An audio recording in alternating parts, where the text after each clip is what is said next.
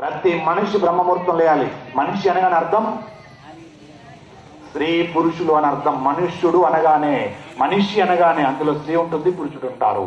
అంటే ప్రతి మనిషి బ్రహ్మ ముహూర్తంలో లేవాలి. అందున ఇంటికి యజమాని మగవాడు అనుకున్నవాడు, పురుషుడు అనుకున్నవాడు, నేను మగాడిని అనుకున్నవాడు, గుండెల మీద చేసుకొని చెప్పుకున్నవాడు మగాడు అనుకున్నవాడు తప్పకుండా బ్రహ్మ ముహూర్తంలో నిద్ర లేవాలి, స్నానం ఆచరించాలి, దీపారాధన చేయాలి.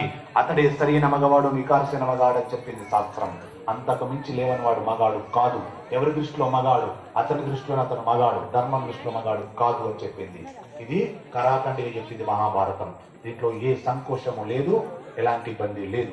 దయచేసి అందరము బ్రహ్మ ముహూర్తంలో లేద్దాం, స్నానాలు ఆచరించుదాం, ఇంటి యజమాని దీపాన్ని వెలిగించుదాం, ఇష్టదైవాన్ని ప్రార్థన చేద్దాం, మనలో తేజస్సును పెంచుకుందాం.